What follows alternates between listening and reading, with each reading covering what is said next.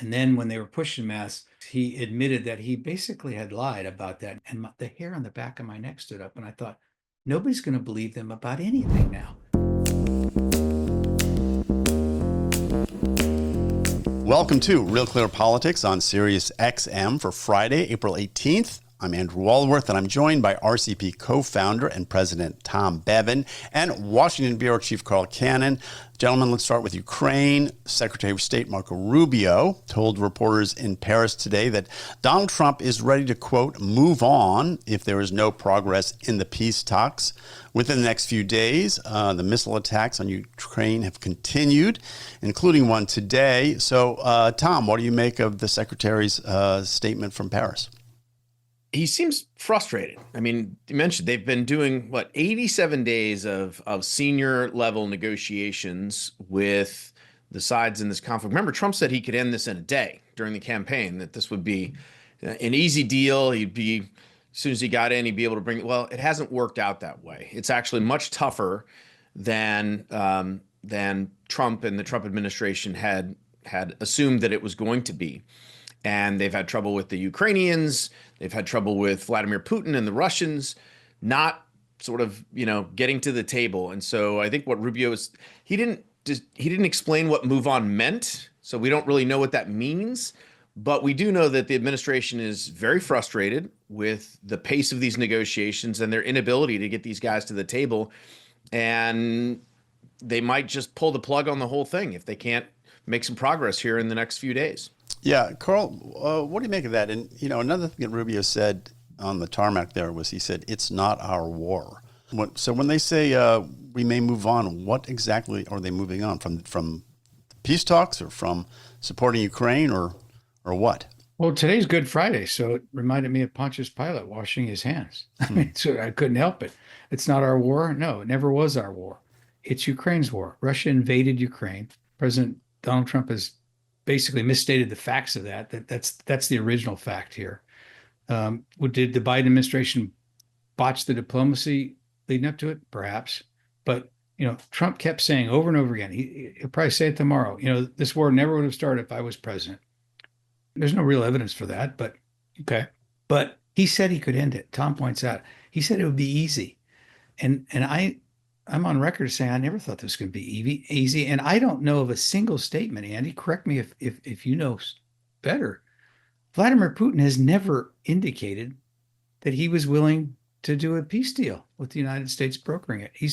He continues to invade this country. He continues to slaughter civilians. The rest of Europe is worried that if he ever conquers Ukraine, Moldova is next, or the Baltics, he's made statements that would lead one to believe he's trying to recreate the Soviet Empire. He said that was the worst day in Russian history when they let those countries go. This problem, why Trump underestimated it, I can't imagine.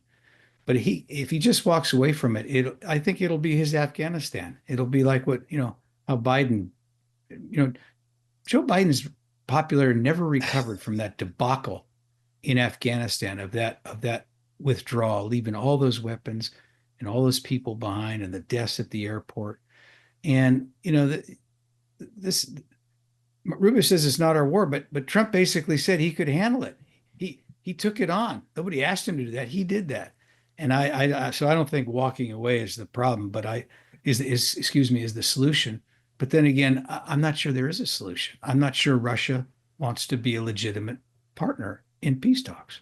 Well, Tom, they did agree for a 30-day cessation of attacks on each other's energy infrastructure. It probably didn't hold, but there was some movement at that point.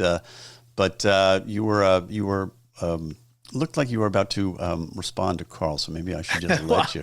I don't think that this is going to be Trump's Afghanistan. I think that's a pretty vast overstatement. Because remember, I mean, Republicans don't want to be involved in this war anyway. The vast majority, I think, of Republicans, and so look, Trump has tried, I think, to engage both sides. He has put a pretty significant effort. Steve Witkoff has been flying all over the world. Marco Rubio, as you mentioned, was in Paris. He's been over to Europe a few times doing this. It's not like the Trump administration just sort of said, oh, yeah, we're going to do a peace deal and then never followed up on it. They actually have been expending an enormous amount of energy trying to get these folks to the table. So it's not like the effort hasn't been made. But if there isn't, so I don't know that the Trump administration is necessarily going to be held responsible by the U.S. public in the same way that Biden was held responsible for the way they botched the Afghanistan withdrawal. With, again, we don't have any troops over there. 13 U.S. soldiers died,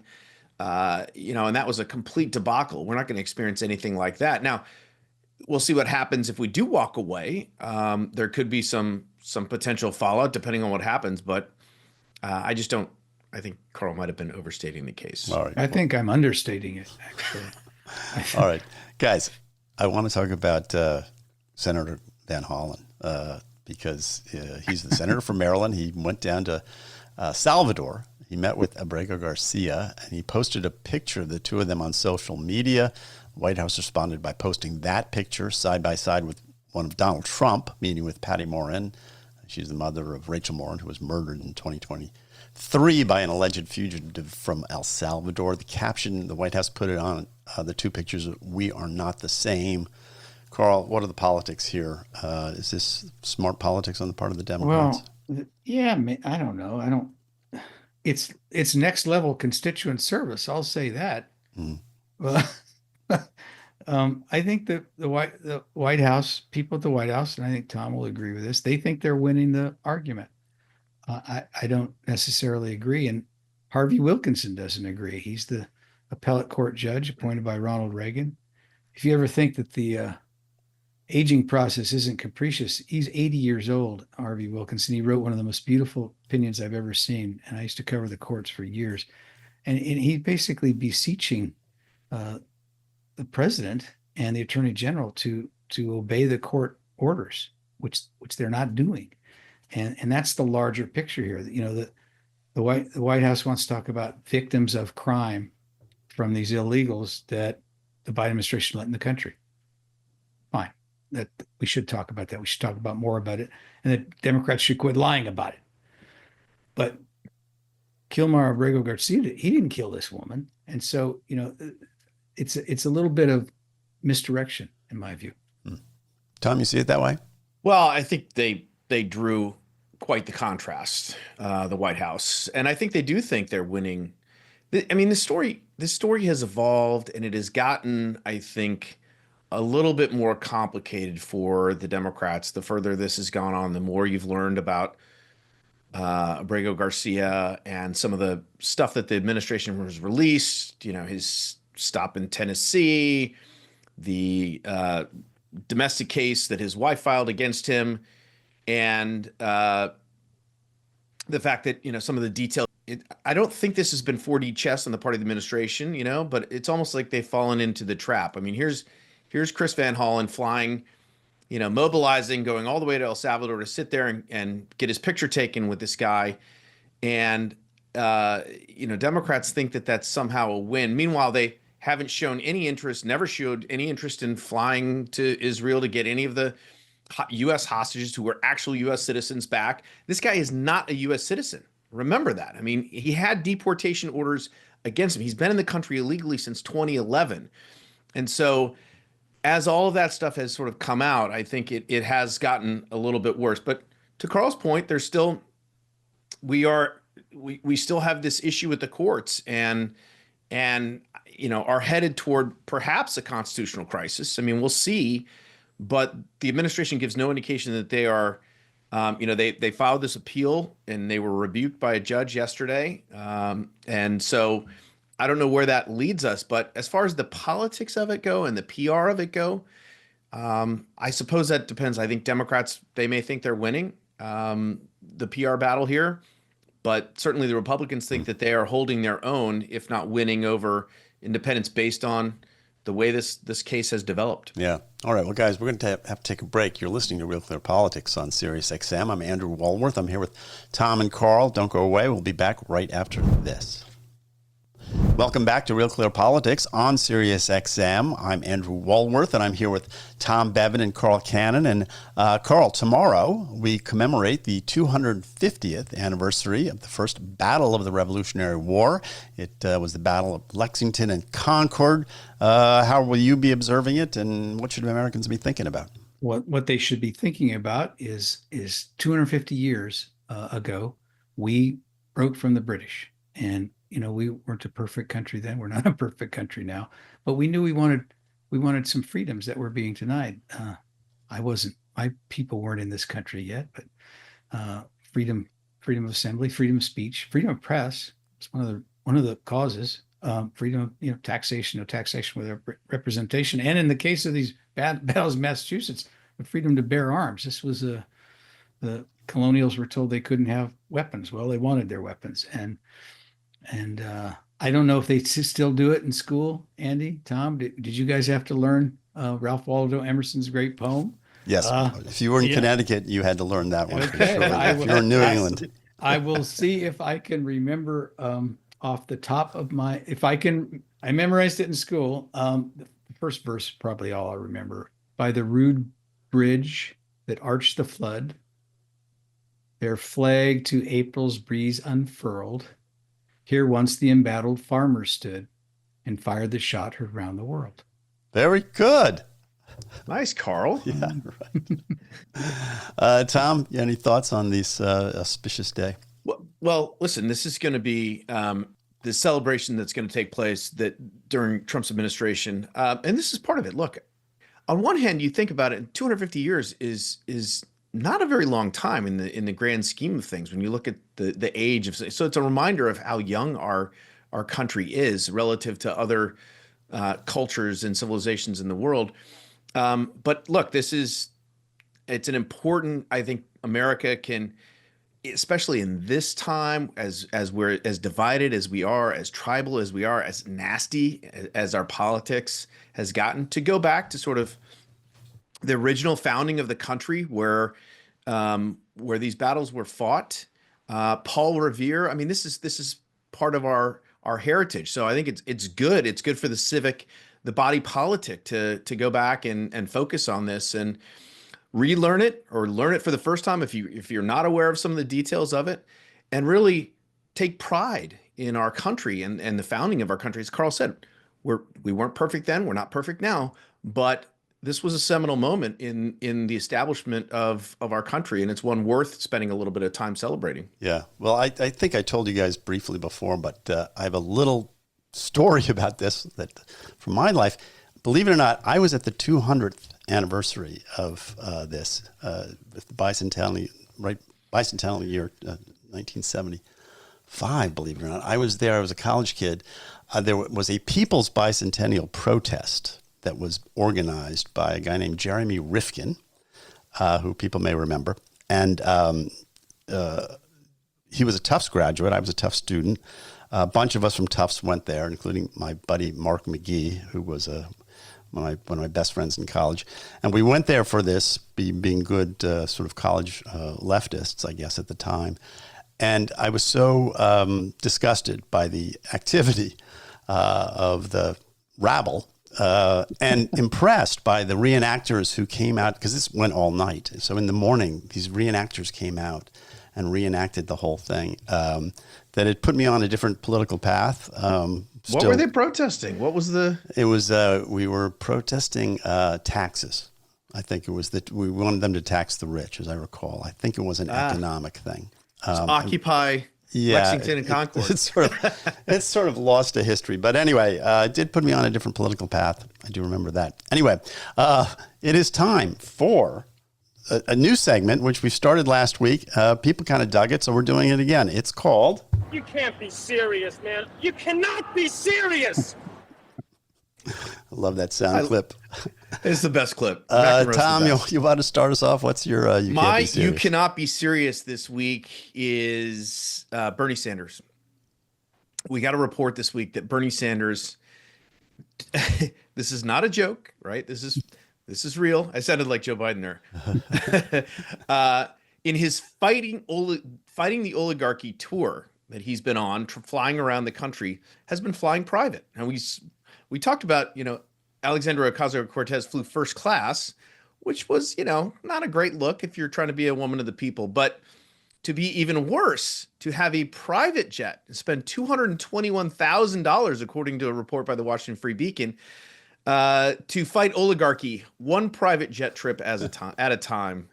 Bernie Sanders, you cannot be serious. Carl, what do you got for us? Well, Letitia James, the Attorney General of New York, is now under suspicion of having falsified documents in a mortgage loan. As I said earlier this week, I don't even know that should be a criminal matter, but it is, and people have been prosecuted for it. One of the people who Letitia James went after for was Donald Trump, and she said that he had exaggerated the value of a building to get a more favorable, loan rate, which is exactly what she's now accused of doing. She's now gone around and made many statements about this. She said, "Let me just say to all New Yorkers and all Americans, the allegations are baseless." She said they were nothing more than a revenge tour. She said she won't be intimidated. She raised money off of it.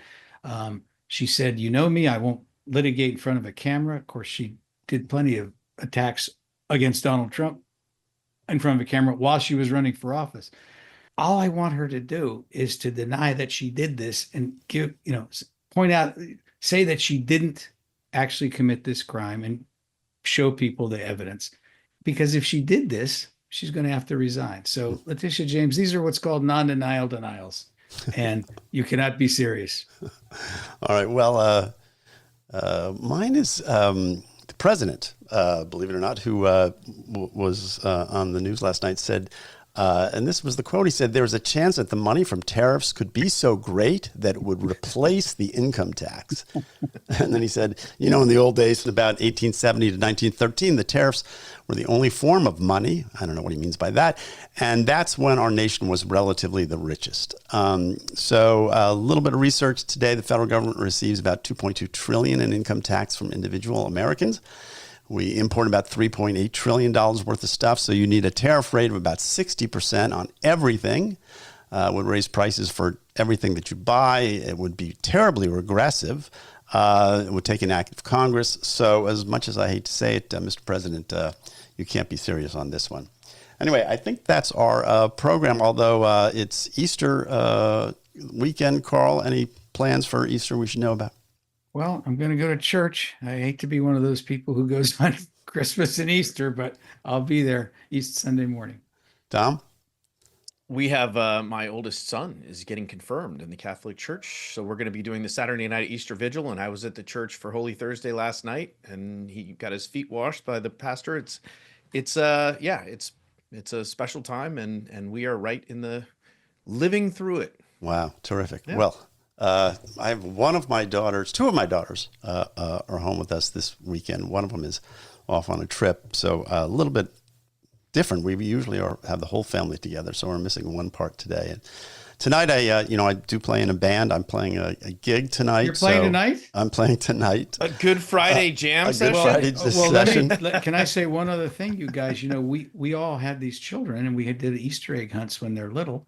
And what you guys will find out in a few years, God willing, is what I get to do Sunday morning after church is I've got grandchildren now. And so I'm going to be doing another Easter egg hunt again. Well, that's great. So happy Easter to everyone, but don't go away. You've been listening to Real Clear Politics on Sirius XM. I'm Andrew Walworth. I'm here with Tom and Carl. And when we come back, Tom is going to talk to pollster Spencer Kimball. Interesting stuff. Don't go away. Welcome back to Real Clear Politics on Sirius XM. I'm Tom Bevan, co-founder and president of RCP. Joined now by Spencer Kimball. He's the director of polling at Emerson College. And we did a poll, Real Clear Opinion Research, in conjunction with Emerson that we just released today. Spencer, good to have you on the show. Tom, thanks for having me. All right, so let's talk about this poll. We wanted to try and get a better handle on a reading of how the public was taking the news of a few issues, in particular tariffs. Immigration was another one. We talked about some of the stuff that's going on in college campuses, but let's start with tariffs because they seem to be, and there was a lot of data has been released on tariffs over the last, I'd say 7 to 10 days. What did you find, Spencer? Where's the public right now on what they have experienced after quote unquote Liberation Day. Yeah, so Liberation Day, Tom, we asked about that, and people are pretty split. About 29% had a favorable view, 24% had an unfavorable view. And if you think about Trump's policies, it's rare to see those plurality numbers. Usually it's a majority either in favor or opposed to some of his ideas. So this Liberation Day kind of just sat there, hasn't really made a big mark. But as far as his policies go, there's kind of like two ways that I look at it. One is the macro picture. So how do people think Trump is doing on the economy? And then it's the micro picture is like the policies he's implementing, for example, the tariff policy. So on that macro side, Trump is still popular. 51% approve of his handling of the economy.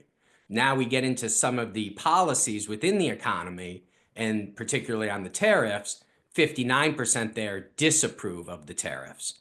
And we can get into the Democrats really disapprove of the tariffs. The independents slightly disapprove of the tariffs, but the Republicans approve of the tariffs. And they see it as beneficial to job creation. And they also see it as punishment to some of our global countries that are not our partners. And so it's interesting to see how it plays to his base, but then obviously to the Democrats and slightly more for the independents, they're against that tariff policy. Yeah, and that to me, Spencer, is unsurprising, right? Everything around Trump now is so partisan and tribal that, even when he proposes, if Joe Biden were proposing these tariffs, I'm sure Democrats would love them and Republicans would hate them. But so we asked a few different questions about aspects of the tariff, trying to get at, the information that people are receiving and have been receiving from experts, from the media, from elected officials about, our tariffs, are they a tax on U.S. consumers? Are they a tax on other countries? Are they going to, do people think they're going to increase prices here? Are they going to increase or decrease wages? What did you find, Spencer, when you tried to dig in even further down into the nuances of the discussions around tariffs? Yeah, Tom, and I thought it was important that we do those follow-up questions because, as we mentioned, on the top level, the economy, people are still happy, or they're split, but leaning towards happy with how Trump is the economy is working. But when we talk about the tariffs specifically, they're opposed, 59-41. So why are they opposed? Well, plurality again think that it's more of a tax on the U.S. consumer than on the foreign country. And this holds for Democrats, slightly for independents, but the Republicans are in that 34% where they see it more as a tax on the foreign country. And then same thing with like job creation. These are all pluralities. 43% think it's going to lose jobs. 37% think it's going to increase jobs. And what we don't have is this big magnitude difference. So like if you're watching certain news stations, you might be like, well, everybody thinks it's going to lose jobs or decrease, or everyone thinks, no, it's people are really split about the tariffs. And I think it's that they're just not as tuned in to what tariffs are at this point. It's a fairly new conversation for America to have. Although it's the president's favorite word, people are still learning, like, what do these tariffs mean to my everyday life? How is it going to affect my wallet? And we're going to see over time how this plays out. But some of the other questions that we had a chance to look from was, do you think they're going to increase or decrease wages? 42% think it's going to decrease. 30% think it's going to increase wages. 28% aren't sure. So you can see a lot of high unsures when we got into the tariff questions because they're just not exactly sure who pays for them and then where the conflict's going to lie. But in time, it'll come more to a boil on this issue. It certainly does seem, sort of in the final analysis on tariffs, and then I want to move on to some of the other questions, Spencer, that there's no question it seems to be a short-term drag on the president. As you mentioned, his overall handling of the economy is still 51%, but people don't necessarily approve of these tariffs. But that may change over time if this works out. There's a lot about this that is unwritten, so to speak. But at least in the short term, the way that they rolled this out and the way that it was perceived and reported in the media has a lot of folks, including independents, that are, sort of skeptical of it, I would say. Yeah, I would agree in that analysis. On the issue of the tariffs, those independents, their attitudes lean closer to the Democratic attitudes, but of course, the Democrats are more amplified in one direction, Republicans are amplified in the other. And it's those independents that we look at as, more the middle of the road. On those tariffs, they are leaning slightly. But as you said, let's see what happens. It's not even been 100 days of this administration. Let's see what happens in 6 months, in a year, because we don't even have the midterms till then as well. So there's going to be some time for these policies to play out. I would say the initial reaction on the economy is that people still are approving of what Trump's doing. They're questioning the tariffs, and we'll see how that plays. So switching to immigration, Spencer, this is an issue I think across all the data that I've seen is his best issue, right? He's doing best on immigration. But again, when you start drilling down into some of these particular stories that we've seen, and obviously the Abrego Garcia story has been nonstop in the news for, I don't know, 2 weeks now, probably. What did you find out when you asked about immigration overall, and then as you drilled down into some of the more specific issues? Well, Tom, we had that similar pattern where overall people approve of the immigration policy 45 to 41. Now we start talking about how the sausage is being made, and people are a little bit more hesitant about the policies underlying the big immigration policy, revoking visas, student visas. But in this case, when we talk about immigration, those independents, their attitudes, so the Democrats, Republicans, again, different attitudes. Democrats more open to immigration policy, Republicans more in favor of Trump's immigration policy. Independents, they lean towards Trump's immigration policy. So on tariffs, the Democrats saw those independents slightly leaning in their direction. When we get back to immigration, we start seeing those independents, their attitudes align closer to the Republicans on the immigration issues, a little bit less on the education. But as you mentioned, so revoking student visas, which is, again, the administration has done this in a number of different cases. The finding was that the public opposes that policy. Is that right, Spencer? 45-38. Now, what's very interesting about all these policies is that the underlying policies is that they've got plurality, not majority support or opposition. It's plurality. And that tells me that people haven't really thought about these ideas as much as other ideas. It's new to the American people. But when you look into that internal number, so it's 45-38, Republicans, they're at 32%.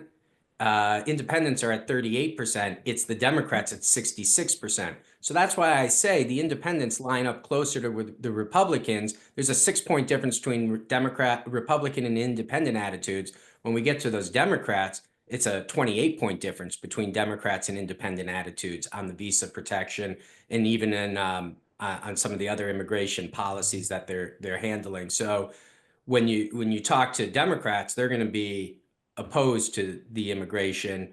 The independents are going to be closer to those Republicans. You're listening to Spencer Kimball. He's the director of polling at Emerson College. And Spencer, we've got just a couple of minutes left, and there were a couple other questions I want to get to around college campuses. We just saw the administration come out and freeze $2.2 billion of grants to Harvard University, and Harvard basically said, take those grants and shove them, I guess. So very much in the news. And you asked a couple questions about attitudes on college campus and how people are viewing this debate. What did you find out? Well, the Trump administration knows that people's attitudes about college campuses is that they're liberally biased. We asked that in the survey. 38% thought there was no bias, but 50% said the bias is leaning left. 12% say the bias leans right. So this, again, plays into really the Trump base. They're excited to see these policies. They're, take away some of the funding from some of these higher institutions. And the Democrats, totally opposed, 75% opposed. Republicans, 66% support the research funding. It's those independents, and the independents on this one, again, line closer to the Republicans.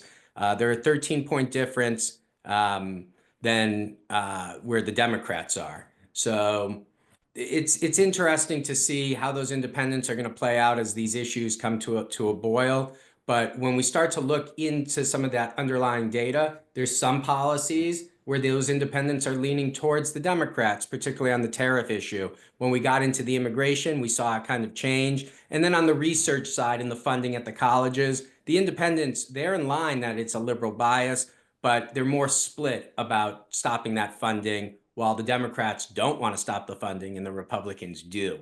And we'll see how that obviously plays out. Not necessarily right now, but as we start thinking about fall semester and how funding is going to impact, for colleges, they're going to start doing their funding back in June and July for the upcoming year, and we'll see how that impacts the upcoming school year. All right, last question. We've seen a lot in other polls that suggest that the favorability rating of the Democratic Party is at an all-time low or very low. They're net negative, underwater by double digits.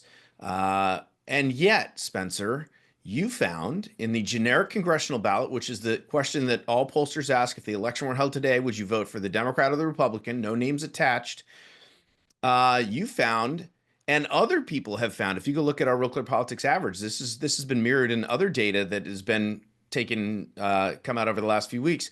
The Democrats do, in my opinion, surprisingly well. I would have expected them to be doing worse given their favorable and approval ratings.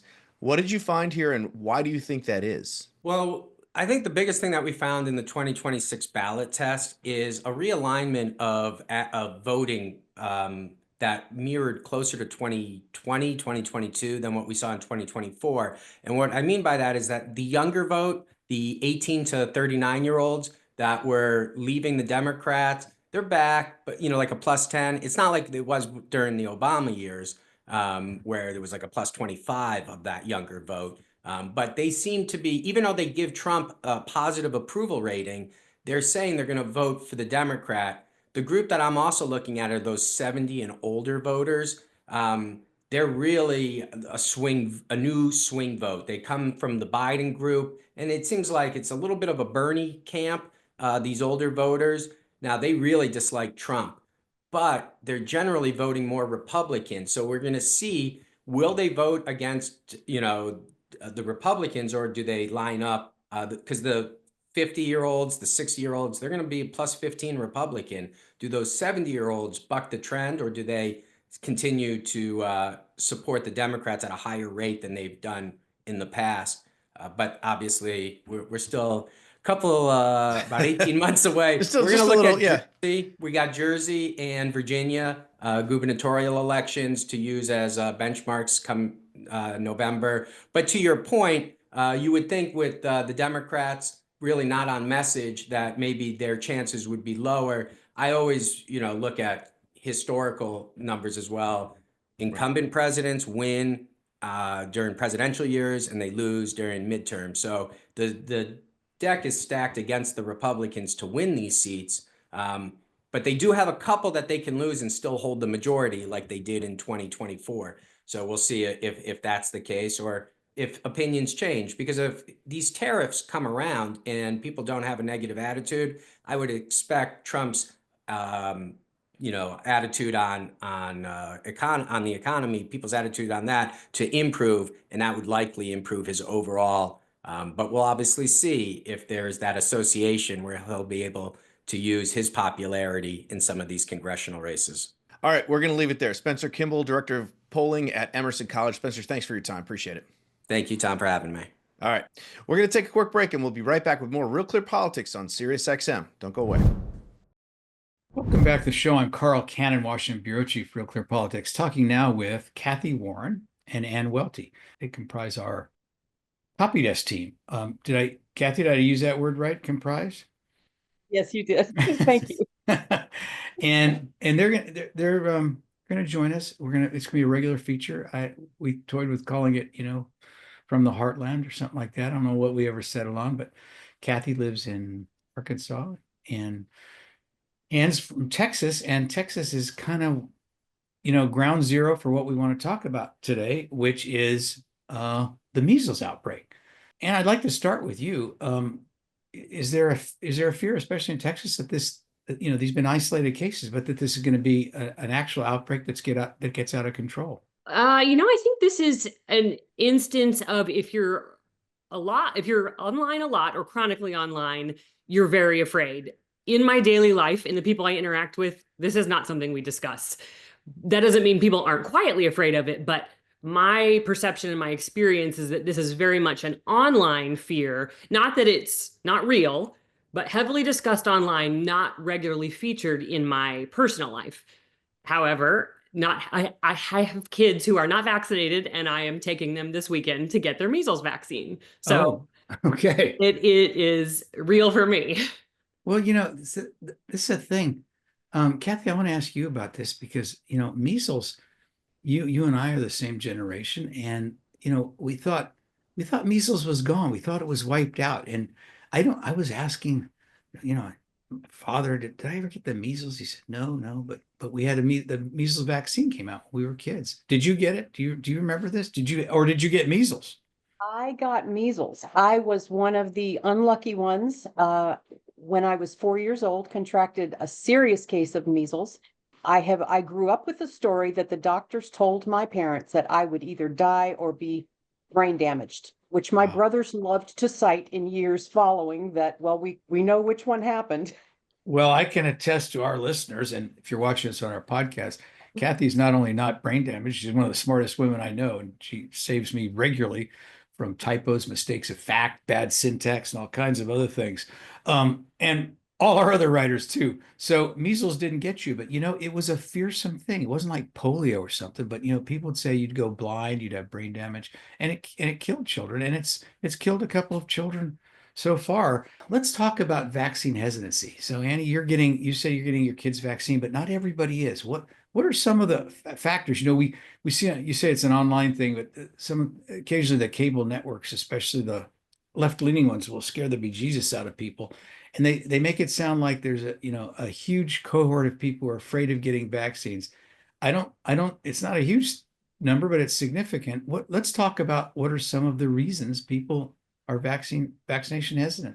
Well, I would say that, again, being a vaccine hesitant mother starting almost 20 years ago, so well before COVID vaccine came out, I think there was a contingent of us who felt like the government and even the school districts were so insistent on a heavy vaccine regimen that it felt off-putting, and it felt almost scarier than the diseases themselves. Whether or not that's true, that definitely was how it felt to me. And that pushed a lot of my early vaccine hesitancy.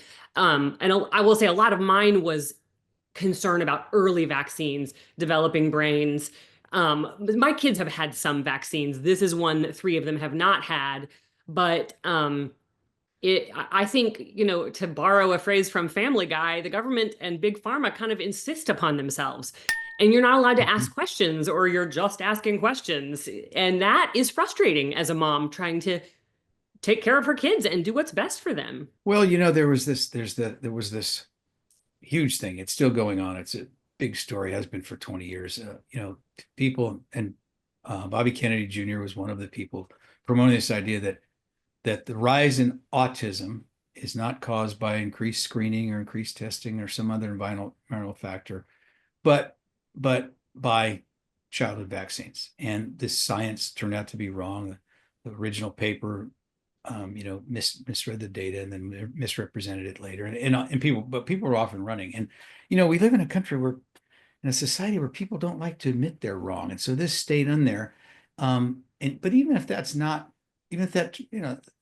that's not true, but these people who tell us that vaccines are completely safe, well, they're not really telling the truth either. I mean, we know that there were side effects from the COVID vaccine, and you were taken off social media, you were shunned, you were shamed, you were canceled, you were called a Luddite, flat earther if you raised any objections about the COVID vaccine.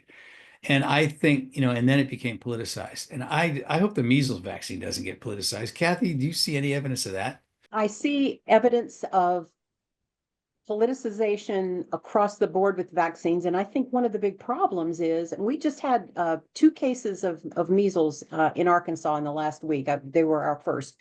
I think most of the instances have been in states surrounding Texas. But what concerns me is what Ann was talking about, the different reasons for vaccine hesitancy. There are many, and one of them is just the pure libertarian, you can't force me to put anything in my body. But there are others like religious objections to how some of the vaccines were developed with aborted fetal tissue.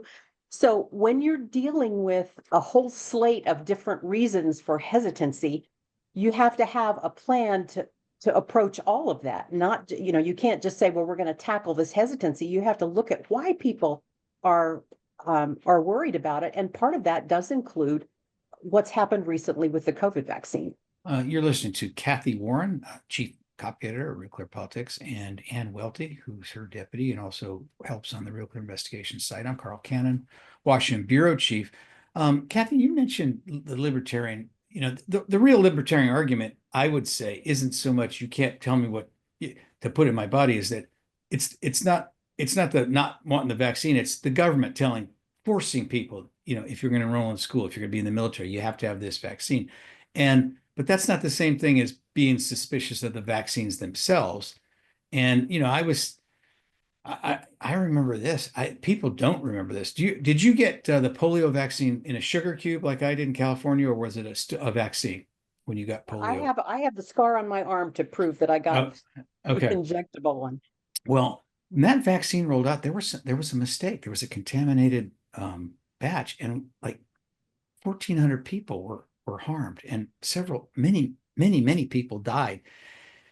But then, it was a different society. It was the 50s. People said, all right, they did their best. Nobody went to jail. There weren't demonstrations. People sucked it up, and they brought out the vaccine, which did work, which was a miracle drug. And this time they did it correctly, and there were no other mishaps. But boy, if something like that happened today, Ann, can you imagine the uproar if a vaccine, harmed hundreds of people, killed a bunch of children? Well, I'll tell you what wouldn't happen is we wouldn't be allowed to sue the manufacturer. That was one of the biggest aspects of vaccine hesitancy, is that they are shielded from a lot of litigation in ways that other big companies are not, and all under the guise of it's public health, it's important, they need to be able to develop without fear. But that is harmful, and having a vaccine injury fund is not the same thing, and it doesn't publicize vaccine injury in the way that being able to take a vaccine manufacturer to court does. Well, you make a point, although I'm just not sure we need more litigation in this country. But let me ask you both something. I covered Tony Fauci back in the AIDS crisis, and I was a reporter from California then, and I found him, thoughtful, knowledgeable, even heroic. This time around in the COVID thing, now maybe he should have been retired by then and living on the beach, but he did something, and it wasn't about vaccines, but it was about masks. And I'm sure you both remember this. He initially said, don't get the mask, that won't help. And then when they were pushing masks, he admitted that he basically had lied about that. And he was worried that there would be a run on masks and the medical professionals couldn't get them. And you can understand why they did this. But I remember I was watching that briefing on television, and the hair on the back of my neck stood up, and I thought, nobody's going to believe them about anything now. And I think this extends to vaccines. And I guess the point is that the people in charge, they've got to tell the truth, or you get all kinds of people who are hesitant, maybe for the wrong reasons. They don't trust you because you lied about something else. And that itself is danger, because you have then bred this attitude that you claim not to like, which is people afraid of the science. I think one of the hardest things is just the broader distrust, because they were so keen on having something to tell us that it didn't matter whether it was the truth. And there are some instances in life, like the pandemic, that we don't know the answers, and so we're going to have to be willing to say the science is not settled. And maybe that would go a long way toward replacing trust, but I hate to see what's going to happen the next time if we don't learn the lesson and we go back to the stance of saying we've got to say something, so we'll say this is science. Annie, last word. I don't agree that there's too much litigation. I think there's the wrong kind of litigation. They hold Big Pharma accountable. All right. And I guess I'll take the last word. That phrase settled science to me is an oxymoron. You know, if we really have scientific minds, we're always curious. We're always looking to see the next thing. And we're always willing to admit when we're wrong. That's going to do it for us today. I'm Carl Cannon, Washington Bureau Chief. You've been listening to Kathy Warren and Ann Welty. And from the Heartland, and speaking of the Heartland, I hope that you have both a very meaningful Easter weekend. Thanks. You too. Thank you. That'll do it for us. Join us again next week on Monday, normal time, 6 p.m. here in the East and 5 p.m. in the great Midwest. Good night.